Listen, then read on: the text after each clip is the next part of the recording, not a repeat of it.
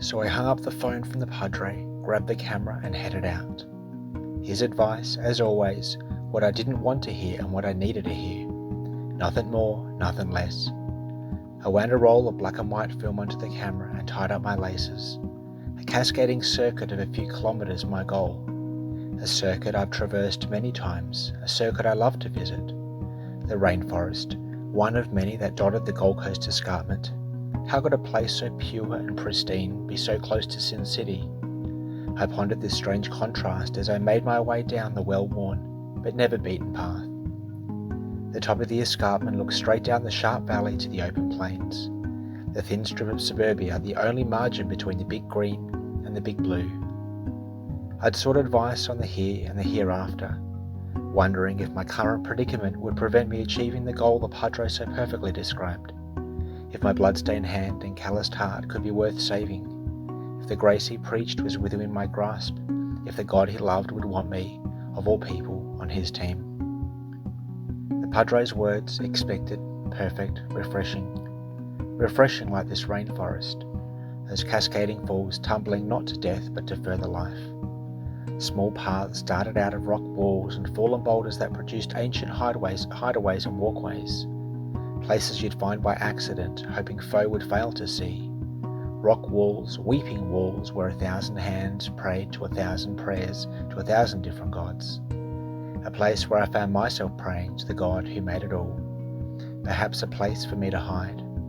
Places like those described in the Psalms where both kings and tyrants tried to hide from their wicked ways, tried to hide from the wicked ways of wicked men. I oscillated in my self-assessment between king and tyrant, wondering if both were equally as horrid. I continued down winding paths, following the sound of cascades.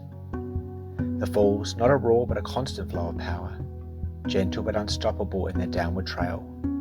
They say following the path of least resistance makes both men and rivers crooked. Well, in this case, the path of least resistance made for jagged beauty, for cooling mountain pools, for a refreshing mist that permeates the atmosphere. The Padre's words echoing like the sound of the falls. The rest he talked of, the peace, the life I could have if I only just removed my pride from the equation. My drone decided to misbehave, taking a sharp left-hand turn onto the rocks, much to my embarrassment. Rattled but not wrecked, I continued descending down the stunning mountain path. Under waterfalls, my canvas-covered feet no match from the centuries-old puddles that baptized my shoes. Baptized, going into that water. The ritual I was only too familiar with, that ritual, the observance that happened perhaps more out of happenstance than out of obedience. Protecting life, limb and cameras, I darted ungracefully on the sodden ground, marching wet but elated on the corresponding side of the walk. Waterfall after waterfall graced my walk. I inched around, under, across, those refreshing waters. If only it was a little warmer, I would have bathed with abandon in those cool mountain brooks and pools. My walk ascended once again, my unfit legs aching from the relentless slip and slide of mossy stairs. Breathtaking vistas of the horseshoe escarpment met my eyes, and the plateau offered a welcome break to my weary feet. I stopped, like I always promised I would, to just stop, to take it in, to enjoy the spectacular view, to feel gravity pull the water down, to hear the chorus of birds, the whispering roar of the waterfalls, to feel that gentle afternoon sun on my chilled bones. With a few hours on the clock, I knew my search was not yet over. My map showed plenty of spots. One in particular caught my eye. A sip of water and a handful of nuts, and I was energized for the next chapter on the day's adventure. One last survey of the east-facing valley to cement the memory, and I was off once more. A nearby lookout boasted it was the best of all. Well, how could I resist? Best of all, I chuckled as my car pulled into the small car park. A windy path walked me past ancient trees whose roots were forged when fusion ruled the earth. And finally, the lookout. A loudmouth couple offered their very progressive thoughts on matters I didn't ask them about, and I put this down to a test of patience given by the Lord himself. Gentle questions were asked to which they had no answer, and the loudmouth couple indignantly repacked their bag and headed up the trail. Like the earlier escarpment, I simply sat, and I simply enjoyed.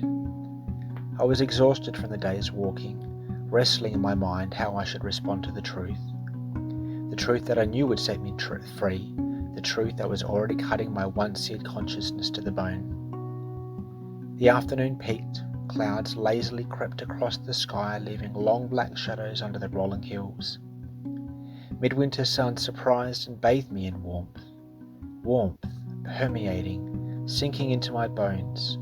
With time on my side, I was ready for one last stop on my most marvellous day's adventure. Water, a snack, and I was ready for one last push down the mountains.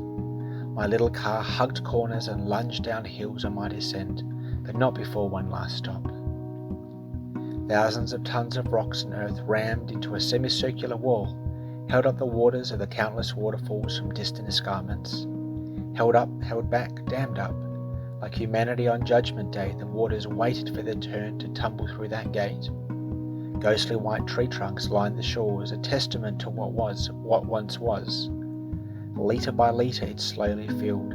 Litre by litre it tumbled through that man-made waterfall, not nearly as majestic or serene or as beautiful as the natural beauties I'd witnessed earlier. Still wary from my earlier drone crash, I took my rotor-bladed camera up once more to capture the still vista from this dam. The water waited patiently, ready for its shoot down the wall.